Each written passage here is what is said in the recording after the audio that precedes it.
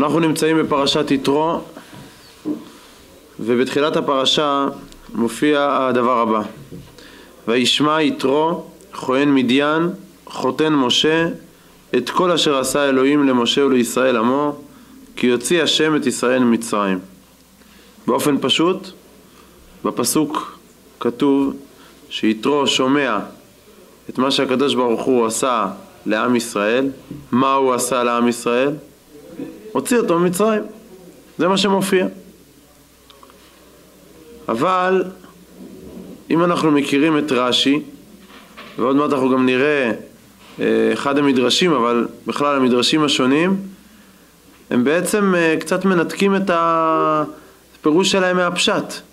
כי בפירוש שלהם הם נותנים תיאורים נוספים שבעצם יתרו מתאר שעל פיהם הוא בעצם בחר להתגייר, ולאו דווקא כי יוציא הקדוש ברוך הוא את עם ישראל מצרים. ואז השאלה עולה, למה, א', למה זה נגד הפשט של התורה, וב', מה באמת גרם ליתרו להתגייר? האם יציאת ישראל מצרים, האם דברים אחרים? אז בואו נראה ביחד את מחילתא דרבי שמעון בר יוחאי. מחילתא דרבי שמעון בר יוחאי זה בעצם מדרש הלכה על ספר שמות. דרך אגב, הוא לא קרוי מחילתא דרבי שמעון בר יוחאי כי זה של רבי שמעון בר יוחאי. הוא קרוי כי פשוט רבי שמעון בר יוחאי הוא הראשון שאמר את הדברים במדרש הזה. וכך כתוב: וישמע יתרו, מה שמועה שמע ובא. שימו לב, מה שמועה שמע ובא. כלומר זה לא רק שמועה, מה השמועה שהוא שומע ולכן הוא בעצם מתגייר. הוא בא להיות יהודי. רבי יהושע אומר מלחמת עמלק שמע ובא, שכן היא כתובה בצידה. איפה בצידה? בסוף הפרשייה הקודמת, שנאמר ויחלוש יהושע את עמלק. זה בעצם תיאור אחד מה יתרו שומע, מה שגם רש"י מביא, מלחמת עמלק. כלומר סוף הפרשייה הקודמת מדברת איתנו על עמלק, ובגלל שהוא ראה את מלחמת עמלק, שהוא צריך להסביר מה בדיוק ראה שם, לכן הוא רצה להתגייר. פירוש נוסף מביא אותו רבי אלעזר המודעי. רבי אלעזר המודעי אומר מתן תורה שמע ובא, שכן מצינו. פה עכשיו אם תשימו לב אנחנו מדברים על הצד השני. מקודם דיברנו על העבר, כלומר על עמלק מבחינת הסדר של התורה, והצד הבא זה מה כתוב לנו בפרשייה שלנו, פרשיית יתרו, בעצם את נתינת התורה. אז רבי אלעזר המודעי אומר מתן תורה שמע ובא, שכן מצינו ביום שניתנה בו תורה לישראל זהו כל מלכי תבל בהיכליהם, שנאמר ובהיכלו כולו אומר כבוד. זה פסוק מתהילים. יכול לא ידעו על מה, תלמוד לומר ובהיכלו כולו אומר כבוד. בסדר, נגיד שהם לא ידעו על מה ולמה, זאת אומרת הם סתם זהו, כאילו תגיד שאולי סתם המלכים נרעדו ופחדו. לא, בהיכלו כולו אומר כבוד. כל מי שהיה בהיכלו של הקדוש ברוך הוא ראה את כבודו של הקדוש ברוך הוא, ולכן הם מאוד רעדו מזה. נתקבצו כל אומות העולם אצל בלעם, אמרו לו דומה שהמקום מאבד את עולמו במים, כדרך שאיבדם לאנשי דור המבול, כעניין שנאמר השם למבול ישב. אמר להם שותים, כבר נשבע שאינו מביא מבול לעולם, שנאמר כי מי נוח זאת לי אשר נשבעתי מעבור מי נוח עוד על הארץ. נכון, הקדוש ברוך הוא הבטיח שלא יהיה מבול. אז אתם שותים, שאתם חושבים שאם עכשיו יש קצת העולם זז ונרעש, אז אתם חושבים שהולך להיות פה מבול. מעמד הר סיני זה, אנחנו יודעים בדיוק מה זה. כל העולם זז. אתם חושבים שסתם עם ישראל פחד? סתם עם ישראל ברח? זה היה מחזה מחריד, מחזה מבהיל. גם למעלה אצל המלאכים וגם אצלנו, אצל עם ישראל. אמרו לו בוודאי מבול של מים אינו מביא, אבל מביא הוא מבול של אש. אוקיי? מים הקדוש ברוך הוא הבטיח שלא יהיה, אבל אולי מביא לנו מבול של אש. הרי היה שם גם אש, שהקדוש ברוך הוא התגלה בהר סיני גם היה אש. נו, אז מה הוא עונה להם? אמר להם, אינו מביא לו מבול של מים ולא מבול של אש. תורה נותן לעמו ושכר משלם ליראיו. שנותנים את התורה, לא נותנים את זה בדלת האחורית, נותנים את התורה עם קולות וברקים, עם רעש ואימה ופחד נורא. כיוון ששמעו ממנו, שימו לב, הדבר הזה, פנו כולם איש איש למקומו. תודו שהייתם מצפים שיהיה כתוב פה מה? כיוון ששמעו הדבר הזה, אז מה יקרה? התגיירו, חזרו בתשובה, משהו, נכון? זה בדיוק התשובה, זה ההבדל. הם המשיכו הלאה. אבל מה עשה יתרו? בא, בדיוק, יפה מאוד. בכלל לאו אתה שומע, כלומר הם המשיכו הלאה. אני אתן לכם רמז. בעצם כולם שמעו את מה שכתוב בתורה, וישמע יתרו כהן מדיין את כל אשר עשה, כי יוציא מישראל מצרים, כולם שמעו. אבל שאלת השאלות, מי זה שמרים את הכפפה ואומר אני חוד מתגייר, שזה יתרו עשה. אז הפירוש הראשון שמביא המדרש, שמביא אותו רש"י, זה בעצם מה? זה מתן תורה. הם שמעו על מתן תורה. הם שמעו שזה רעש, אימה וחרדה, אבל כמו שאנחנו יודעים, רק שמעו. יתרו עשה מעשה, הוא בא, כמו שאמרת יפה. רבי אליעזר אומר, קריאת ים סוף שמע ובא, שכן בצינו ביום שנקרא ים לישראל, שמעו מסוף העולם ועד סופו, מה שנקרא רומז לסוף, סוף, מסוף העולם ועד סופו, שנאמר, ויהי כשמעו כל מלכי האמורי אשר בעבר הירדן וכל מלכי הכנעני אשר על הים, את אשר הוביש השם את מי הירדן מפני בני ישראל הדוברם. וכן רחב אומר את שלוחי יהושע, כי שמענו את אשר הוביש השם את מי ים סוף מפניכם. אמרו בת 10 שנים הייתה בשעה שיצאו ישראל מצרים. כל 40 שנה שהיו ישראל במדבר זינתה, ל50 שנה נתגיירה. זה רחב. אמרה בשלושה דברים חטאתי, בשלושה דברים ממחול לי, בחבל ובחלון ובסוכה, שנאמר ותורידם בחבל בעד החלון ותטמנם בפשתי העץ. אז בעצם מה אנחנו רואים פה? שקריאת ים סוף, הנה דוגמה למישהי ששמע משהו ובא, רחב. אותו דבר יתרו, שמע ובא. באותו זמן זה היה רק יתרו.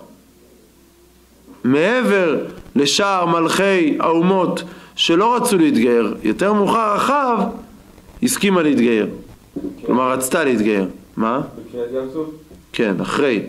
אומרים שהיא הייתה בת 10 כמו שכתוב פה. יפה. אז בעצם עכשיו אנחנו קצת מקבלים יותר קנה מידה מדוע רש"י משתמש במדרשים, במדרש הזה, מדרשים נוספים, בעצם בוחר ללכת נגד הפשט, זה לא נגד הפשט כמו שהסברנו. כי המדרש פתח, מה יתרו? מה שמועה שמע ובא. מה השמועה שגרמה לו בסופו של דבר לעשות את הצעד הזה. בחיים שלנו אנחנו שומעים הרבה דברים, יש הרבה רכשים, הרבה עניינים בחיים. השאלה מתי אנחנו לוקחים את השמועה ובאים, מתי אנחנו מחליטים זהו. זאת לא רק שמועה, זאת שמועה שאנחנו מתקדמים איתה. עוד מעט נראה בהמשך שיש לנו סוגי שמיעות. יש לנו שמועה שהיא שמועה חיצונית, אבל יש שמועה שהיא גורמת לבן אדם לעשות מעשה. המאור עיניים, רבי מנחם נחום מצ'רנוביל, שנפטר ב-1798, היה תלמידו של המגיד ממזריץ', רבי מנחם נחום מצ'רנוביל. היה תלמידו של המגיד ממזריץ', ייסד את חסידות צ'רנוביל. הוא היה תלמיד של המגיד ממזריץ', אבל, כן, המגיד ממזריץ', אתה צודק, אם זה מה שרצה להגיד, הוא היה באמת תלמידו של הבעל שם טוב. מה? מאיזה מקום? צ'רנוביל. ודרך אגב, הספר שלו יש 30 אמרות מפי הבעל שם טוב. זאת אומרת, הוא היה מאוד קשור לבעל שם טוב. הספר שלו ידוע אצל החסידים כספר של סגולה, ששמים אותו ככה בתיק, כמו שיש רזיאל המלאך, יש מאור עיניים. אז המאור עיניים כותב כך, וישמע יתרו ופירש רש"י, מה שמועה שמע ובא? קריאת ים סוף ומלחמת עמלק. והוא תמוה, זו השאלה ששאלנו. לכאורה, שהרי הכתוב פירוש בהדיה, מה ששמע את אשר עשה. נכון? הרי בתורה כתוב לנו. כי יוציא וגומר. ולמה הניח פשוטו של מקרא ודרשו בעוד אפשרויות? וזהו שפירש רש"י. והוא מאמר רבותינו זיכרונם לברכה, מה שמועה שמע הוא בא. עכשיו תראו איך הוא כותב. פירוש, איזה סיבה גרם לו לשמוע? כי שהרי כל האומות שמעו כל הניסים והמופתים, ואף על פי כן לא נתגיירו, זולת יתרו. נו, אז מה גרם לו לעשות הצעד הזה? ובוודאי אין זה כי אם שהיה בו ניצוץ קדוש. ועל כל פנים, אז הוא מסביר פעם מאור עיניים, תדע לך שהיה משהו ליתרו שלא היה לשאר אומות העולם. היה בו איזשהו ניצוץ של קודש, היה משהו מסוים. שכנראה אחר כך שהוא שמע איזו סיבה מיוחדת, אז זה גרם לו, אבל היה לו איזה משהו. כלומר, יש, אני אגיד את זה ברמז, יש היגיון, הרב קוק מדבר על זה, באורות התשובה, שלפעמים בן אדם חוזר בתשובה, זה לפעמים כי זה מדורי דורות נמצא אצלו. אביו, הסבא שלו, זה משהו כזה. וגם גיור, הרבה פעמים, יש מין תחושה כזאת, שמישהו שבא להתגייר, יש איזושהי נגיעה כבר בדורי דורות אצלו. איזשהו סבא שהיה חסיד אומות העולם, משהו היה אצלו. אז לכן הוא אומר, אצל יתרו היה בו ניצוץ קדוש, כל פנים צריך שיוקדם איזו סיבה קודמת לשמיעה. צריך איזושהי סיבה קודמת. כלומר, המאור עיניים מוסיף על מה שאמרנו. לפי המאור עיניים, היו סיבות קודמות שהדליקו ליתרו את הניצוץ, ואז מה שכתוב בתורה, זה בעצם כבר התוצאה. זאת אומרת, זה היה הקש ששבר את גב הגמל, במרכאות. זה קצת הפוך ממה שהסברנו מקודם. כלומר, מה שהמדרש ורש"י מביאים, זה בעצם הסיבות שגרמו לו, ובסופו של דבר, מה שבעצם שבר, הקש ששבר את גב הגמל, זה בעצם מה שכתוב בתורה. זה לא נגד מה שכתוב בתורה. פשוט זה תוספת למה שמופיע בתורה. בסדר, אז זה מה שהוא אומר. על כל פנים צריך שיוקדם איזו סיבה קודמת לשמיעה, לזה אמר קריאת ים סוף כאמור, שנקרא ים החוכמה העליונה, שידי קריאת ים סוף בגשמי בעולם התחתון כנקרא גם כן בעולם העליון ברוחני, בים החוכמה העליונה. ואז גם כן נכנסו ישראל בחוכמה, ואז יוכלו לקבל את התורה בזמן מועט. הוא לוקח את קריאת ים סוף ומתן תורה והופך אותם למשהו אחד. הוא אומר, מה זה קריאת ים סוף? מה כאילו גרם ליתרו בקריאת ים סוף פתאום להגיד, זאת הסיבה שאני מתגייר? אז הוא אומר, הוא הבין שמשהו נקרא. כלומר, שבעצם זה אולי לימד אותו, את יתרו, דרך בחיים, לבוא ולהגיד, אפשר לקרוא הדברים. כלומר, עד עכשיו ידעתי שהים הוא זורם תמיד, פתאום ראיתי שאפשר לעצור את הים ולעשות משהו אחר. אז אולי זה לימד את יתרו גם על עצמו. הנה אני יכול, הלכתי כך וכך בחיים, האמנתי כך להיות גוי, אבל הנה עכשיו אני יוצר ואני מתחיל להיות יהודי. זאת אומרת זה נגע בו. ועל כל פנים גם בהמשך, גם אצל עם ישראל, נקרא להם הים, הם הבינו שמעכשיו מתחיל משהו חדש, ואז גם יכלו לקבל את התורה, כי כל עוד הם לא האמינו שמשהו חדש, אז הם היו שבויים במצרים, שבויים פיזית ורוחנית במצרים, היו עבדים, עם של עבדים, אבל פתאום שהם ראו שנקרא להם משהו, כלומר אמרו עד עכשיו היה א', מעכשיו זה ב'. אותו דבר גם יתרו מבין שזה כך, על כן ההסבר שלו, עוד פעם אני חוזר, ההסבר של המאור עיניים, הסבר מאוד יפה, להסביר היה הסיבות ליתרו, שזה קריאת ים סוף מתן תורה, זה הסיבות שהדליקו בו את הניצוץ הזה, והקש ששבר את גב הגמל, זה היציאה ממצרים. הנכד של הבעל שם טוב, רבי חיים אפרים, נכון, זה נכון, זה לא חייב להיות סדר הדברים, זה יתבשל אצלו, זה יתבשל אצלו, כלומר זה התחיל ביציאת מצרים, הוא ראה את זה, אבל הסיבות שגרמו לו בסופו של דבר להגיד, יציאת מצרים, אז גם אני רוצה להיות בזה, זה הסיבות שלאחר מכן. זה לא סותר את סדר הדברים, נכון? אתה צודק. סדר הדברים שהיה קודם כל יציאת מצרים. ואחר כך, קריאת ים סוף ומתן תורה. אחר כך הוא בעצם הגיע למסקנה הזאת, אבל המסקנה הזאת בעצם בושלה אצלו, ופתאום הוא אומר, עכשיו אני מבין מה היה בקריאת ים סוף. הנכד של הבעל שם טוב, רבי חיים אפרים זלוקוב, מי שכתב את הספר דגל מחנה אפרים, הוא כותב בספרו כך, וישמע יתרו כהן מדיין, היינו כפשוטו, ששמע יתרו איך שנעשה לישראל מן הדינים שהיה להם במצרים, והיינו שהיו משועבדים לעבודה, והעבודה מספר אלוהים. לכן כתוב, תסתכלו בפסוק, כתוב את כל אשר עשה אלוקים למשה ולישראל עמו. אומר העבודה זה מספר אלוקים עם הכולל, שהוא שורש הדינים. נעשה להם כהן שהוא בחינת חסד. אומר פה הדגל מחנה אפרים, יתרו רצה להתגייר כי הוא ראה שהקדוש ברוך הוא הופך דין לחסד. ואיך זה בא לידי ביטוי בפסוק? שימו לב, אומר הדגל, ככה קוראים לו הדגל, אומר הדגל וישמע יתרו מקף כהן. מה יתרו שומע? כהן.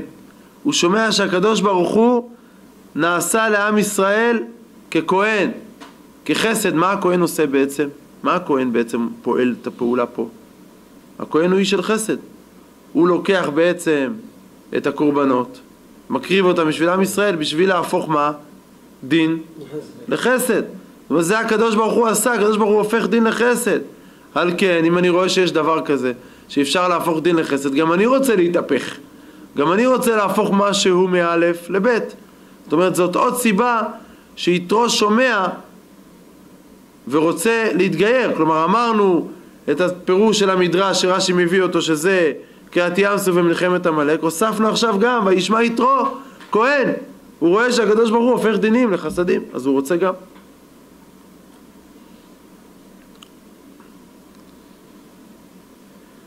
רבי יהודה לייב אייגר מלובלין, שהוא כתב את הספר תורת אמת, השם כבר מסגיר אותו, הוא היה נכדו של רבי עקיבא אייגר.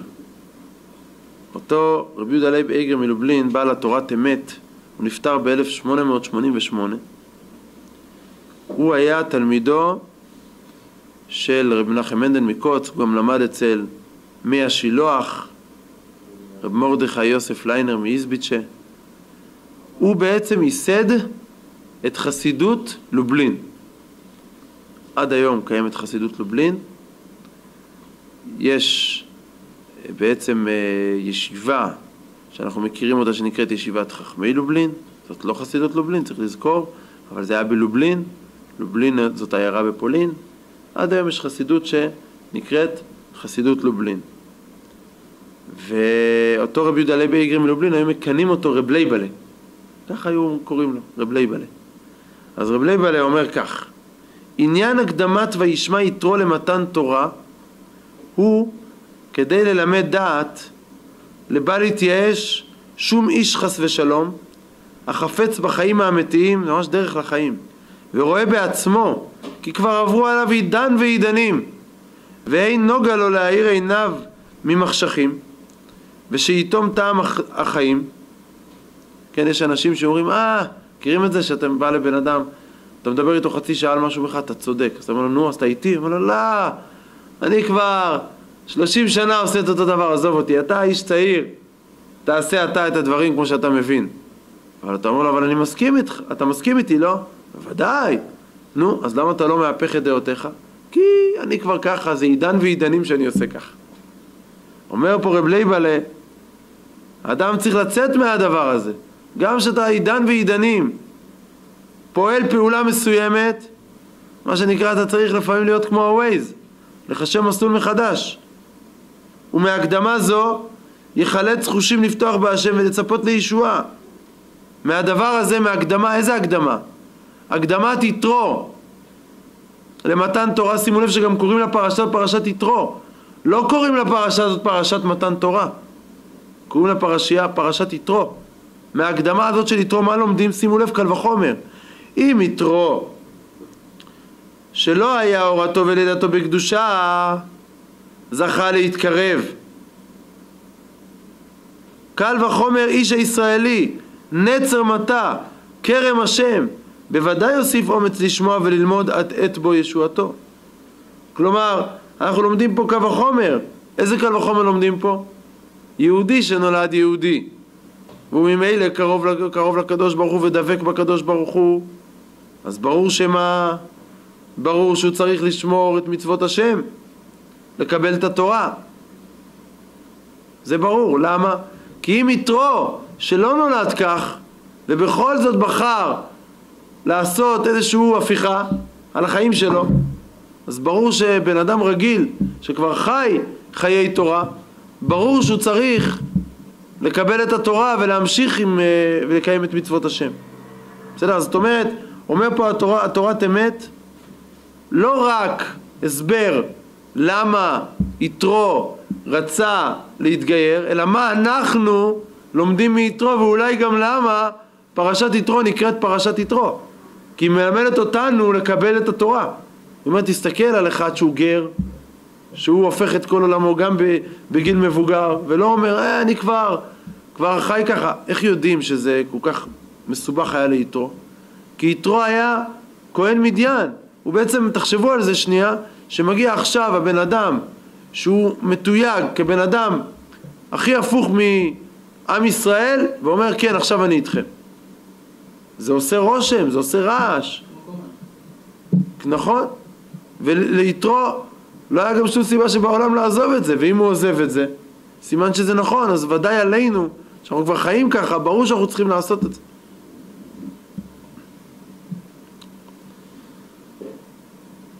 דבר נוסף יתרו רוצה להראות למשה ולנו. אם ראינו כבר את התורת אמת, אז נראה את מה שהמאור ושמש אומר. המאור ושמש, רבי קולימנוס קלמן הלוי אפשטיין מקרקוב.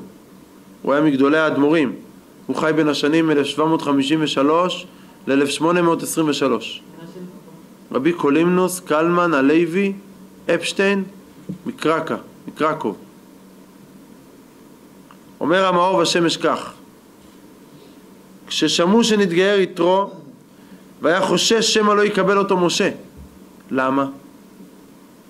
כי בעצם יכול להיות שמשה היה אומר, טוב, אז אולי יש לך איזה אינטרסים, אולי אתה עושה את זה בכאילו, לא ברצינות, והיה שולח אליו. ככה שולח יתרו למשה: אל יחשדני שאין כוונתי לשמיים, אל תחשוב שאני לא באמת מתכוון להתגייר, בוודאי כוונתי לשמיים, כי שמעתי הניסים והנפלאות שעשה הקדוש ברוך הוא על ידך, וזכית יותר מכל ישראל. מזה הבנתי שמחמת זה זכית כל כך, מחמת שכל מעשיך היה לעשות רצון יוצריך, תכף מקטנותך מאסת בזה העולם, והיית בעיניך בזה העולם כגר בארץ נוכריה, ואתה אני יודע כוונתך שקראת השמות האלו לבניך. כמו שהוא קורא להם גרשום, גר הייתי בארץ נוכריה. תראו מה זה בהפוך על הפוך, מה יתרו אומר למשה. יתרו בא ואומר למשה, משה, אני התלמיד שלך, אני למדתי ממך. הרי מה, אתה הגעת למצרים והיית גר. מה זה אומר גר? לקחת את כל הקולות שמבחוץ ומה שנקרא השתקת אותם. היית בארץ מצרים ונשארת משה. נשארת משה שמשה את עם ישראל מארץ מצרים. לא נפלת בפח, מה שנקרא. לא הפכת להיות מצרי, להפך. נשארת גר. אז גם אני כמוך. אם אתה חושב, משה רבנו, שאני בא סתם, לא, אני בא בדיוק כמוך. כמו שכוונתך הייתה לשם שמיים, גם כוונתי לשם שמיים. ולכן זה משה רבנו בעצם מבין שיתרו מתגייר ברצינות, וזה לא סתם. כנראה שהיו שם עוד כל מיני גויים שניסו לעשות כל מיני מהלכים כאלה, אבל לא לשם שמיים. יתרו עשה את לשם שמיים, לכן הפרשה עוד פעם נקראת על שמו.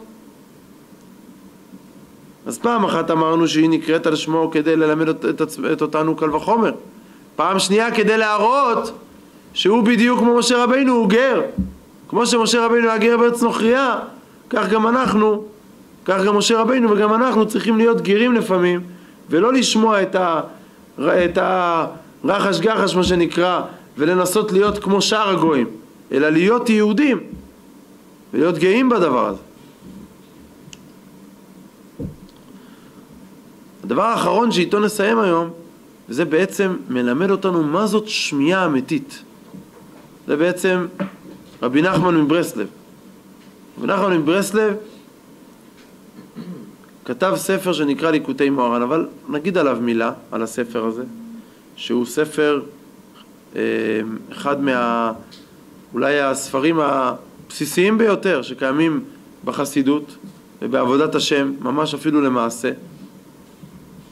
וכמו שהסברתי לכם, אז בחסידות, לאחר 4 דורות, אחרי הדור של החוזה מלובלין, שהפכו את הצדיק ממש להיות גם אוטוריטה בצדדים הגשמיים וגם אוטוריטה בצדדים הרוחניים, אז היה איזשהו משברון, שבו בעצם התפתחו 3 שיטות בתוך החסידות. אם זה שיטת חב"ד, ואם זה שיטת איזביצ'ה, מנחם מנדל מקוצק, שיטה מה שנקרא פלפולית, השיטה החבדית זה השיטה השכלית, והייתה את השיטה של רבי נחמן, שהיה שיטה יותר של התבודדות ותפילה ולב ורגש. עכשיו, רבי נחמן עצמו כתב את הדברים שלו, וזה הודפס, אבל יש מהדורה שנקראת מהדורת תנינה, חלק ב' מה שנקרא, זה כבר התלמיד שלו, רבי נתן. רבי נתן שטרנארץ, זה היה השם משפחה שלו, ושאתם אוהבים שמות משפחה, אז אני אומר לכם את זה. רבי נתן הוא אחראי מה שנקרא על תנינה, על החלק השני. הוא כותב ככה, כמובן שהכל בשם רבי נחמן. שימו לב. סכנה גדולה לומר תורה. וואו, מה זה? סכנה גדולה לומר תורה? נשמע מאוד קשה, נכון?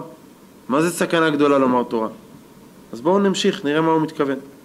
וצריך לזה יגיעה גדולה ואומנות יתרה, שיוכל לשקל בפלס דבריו באופן שלא ישמע כל אחד ואחד מהשומעים כי מה שצריך לו.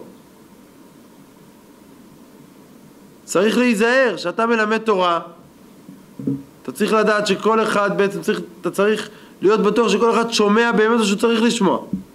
כי יכול להיות סכנה, יכול שתגיד משהו מסוים, שבן אדם לא מבין אותו, לא שומע אותו טוב, זה יכול לפעמים לעשות נזק. ואף על פי שהכל שומעים כל התורה, שאומר אם כל זה לא ישמע כל אחד רק מה שצריך לבד. וכמובן פסוק וישמע יתרו. נו, ומה הוא שואל פה בליקוטי מוהר"ן? והלא כל העולם שמעו, הרי כולם שמעו, לא רק יתרו שמע. מה זה וישמע? ושמעו כל העולם. מה, רק יתרו שמע על יציאת מצרים? מה, כולם היו חרשים באותו דור? אלא יתרו שמע וכולי. שימו לב מה רואה פה, כי רק שמיעת יתרו נחשב לשמיעה. מדוע? שנכנס באוזניו. כלומר יתרו שומע וזה עושה לו משהו, זה נכנס בתוך האוזניים. זה לא שמיעה חיצונית, זאת שמיעה פנימית שעושה משהו, זה עשה משהו ליתרו. ומי שאינו יכול לומר תורה בבחינה זו, מי שלא יכול להגיד את התורה בבחינה הזאת, איזה בחינה? שאתה יושב מול אנשים וכל אחד שומע את מה שהוא צריך לשמוע, מי שלא יכול לעשות את הדבר כזה, אסור לו לומר תורה. כי כל אחד ואחד כשבא אל הצדיק לשמוע תורה, בא עמו גם הרע שלו, דהיינו הקליפות הנבראים על ידי עבירות חס ושלום, והם דוחקים את העולם ועושים בלבול ודוח הגדול בשעת אמירת התורה. כשאנחנו יושבים ושומעים תורה, אז יש לנו גם חלקים לא טובים אצלנו. יש לכל אחד מאיתנו חלקים לא טובים, חלקים בעייתיים. ואם אתה שם את התורה על החלקים הבעייתיים, אז אתה שומע אותה לא נכון, אתה מפרש אותה לא נכון.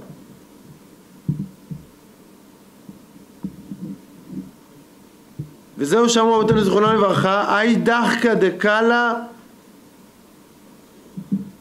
מיניו, הדוחק בשיעור בשבת, ככה הגמרא מדברת, זה השכר, הדוחק, זה השכר. אבל מאיפה מגיע הדוחק הזה? למה מגיע הדוחק? למה מגיע דבר לא טוב שיש דוחק כזה? כי הדוחק הזה, אומר רבי נחמן, היינו מערה של כל אחד ואחד, שהם הקליפות כנ"ל, ואלו הקליפות רוצים גם כן לינק מן התורה, וניקתם רק מהמותרות, דהיינו מה שאחד שומע יותר ולמעלה ממוחו והבנתו, זה בחינת מותרות. כלומר, גם בשמיעת התורה יכולה להיות שמיעה לא טובה, יכולה להיות שמיעה רעה, יכול להיות שאני שומע משהו שאני רוצה לשמוע וזה לא טוב. ומשם יניקתם, וזה בחינת רזי תורה שנמסר לחיצונים, כי יניקתם רק מבחינת רזי תורה, דהיינו ממשהו למעלה ממוח האדם, כל אחד לפי הבנתו. על כן צריך החכם האומר תורה שיהיה לו אומנות הנ"ל, שלא ישמע שום אחד מהשומין מה שאינו לפי מוחו והבנתו שאינו שייך לו כנ"ל, כדי שלא ייתן להם לניקה, חס ושלום. כלומר, צריך, אתה יושב הצדיק, אומר תורה, הוא צריך להיזהר שהוא לא אומר תורה לאנשים שלא צריכים לשמוע תורה. כי אנשים שלא צריכים לשמוע תורה, מה יעשו עם התורה הזאת? זה ייכנס להם במקום לא טוב, והם רק ישתמשו בלנגח את התורה, וללמוד את התורה הפוך. ודע שיש קליפה דקה שסמוכה לקדושה, שזאת הקליפה הדקה יכולה לינק אפילו מגוף התורה בעצמה, אפילו אם אין בה מותרות. והתיקון לזה כשמדברים מישועת ישראל, שאז בורחת אותו הקליפה הדקה, וזה בחינת שאמרו רבותינו זיכרונם לברכה, שיתרו בא והלך לו קודם מתן תורה, כי יתרו בחינת הקליפה הדקה כשבורחת, כששומעת ישועת ישראל וכו'. כלומר, יש קליפה. מה זה קליפה? קליפה זה בעצם החסמים שלנו. יש חסמים, יש קליפות. בשביל להגיע לפרי צריך להוריד את הקליפה, נכון? הקליפה הוא חסם, דרך אגב הקליפה יכולה להיות גם חסם טוב, זה שיש לה פרי קליפה, זה בשביל להגן על הפרי, שהפרי יוכל להיות עסיסי, טעים, שהוא לא יתלכלך. אז ככה גם לנו יש קליפה, אבל הקליפה כשלעצמה היא לא לאכילה, זה משהו מאוד חיצוני. ופה הוא מסביר שהקליפה יכולה להיות קליפה גם רעה, יכול להיות לנו דברים לא טובים, אבל מסביר פה רבי נחמן שיש גם קליפות דקות, יש חסמים שהם מאוד מאוד קטנים. ויתרו, זה מלמד מה שנקרא זכות על יתרו. יתרו הייתה לו קליפה דקה, לא הייתה לו קליפה כל כך מסובכת וקשה. כנראה שהוא כבר היה קשור ליהודים, כמו שאנחנו יודעים שהוא כבר היה חותן משה, אז הוא כבר היה קשור איכשהו. כלומר, הייתה לו קליפה דקה, היה לו קושי קטן, וביחס למתן תורה ולשמועות שהוא שמע, זה נתן לו עוצמה. נתן לו עוצמה למה? נתן לו עוצמה להתגייר ולהסיר את הקליפה הדקה. כלומר, מה אנחנו לומדים מפה? בואו ניקח את זה קצת אפילו לעבודת השם שלנו. אנחנו צריכים להגיע למצב שא' אם יש לנו קליפות להסיר אותם, אבל לדעת שגם יש לנו קליפות דקות, דברים מפריעים קטנים, לא צריך לפחד מהם, הם לא צריכים להיות חזות הכל. אם יש לנו חסמים קטנים צריך להזיז אותם, כמו שאמרנו גם מקודם. יתרו, הוא ידע להסיר חסמים, הוא ידע לבוא ולהגיד כן, נכון, אני שנים רבות עשיתי משהו מסוים, אבל אני מסוגל להפוך את התקליט. אז נסכם. שאלנו שאלה, מה יתרו שמע? ראינו בתורה שכתוב שהוא שמע את מה? את יציאת מצרים. ראינו שהמפרשים ורש"י גם טוענים שיש עוד דברים. מדוע? למה ללכת נגד התורה? אז ההסבר הכללי שלנו הוא שיש הרבה שמיעות בעולם, ויש גם חסמים לשמיעות האלה. המטרה שלנו זה להסיר את החסמים ולשמוע שמיעה שבסופו של דבר מביאה אותנו לעשות מעשה. יש הרבה שמיעות שאנחנו שומעים בעולם, אבל יש שמיעות שהן גם מובילות למעשה. מה שנקרא נעשה ונשמע. שמיעה שמביאה בסופו של דבר לידי עשייה. ויתרו גם מלמד אותנו, חוץ מהדבר הזה, שלא משנה באיזה סיטואציה אתה נמצא, באיזה זמן אתה נמצא, וכמה שנים עשית משהו מסוים, תמיד תנסה לעשות רפרש, חשב מסלול מחדש, לשמוע שמיעה חדשה, ואז גם תוכל לקבל את התורה. ולכן הפרשה נקראת פרשת יתרו, כי הוא שומע משהו. רוצים ללמד אותנו שאנחנו צריכים להיות כמו יתרו, לשמוע, להיות גרים, לא לנסות גם דברים שאחרים אומרים לנו, לא, גם אומות העולם מספרו לנו דברים, לא לרצות להיות כמותם, לשמוע, לעצור ולהיות כמו יהודים אמיתיים שזוכים לקבל את התורה. יישר כוח.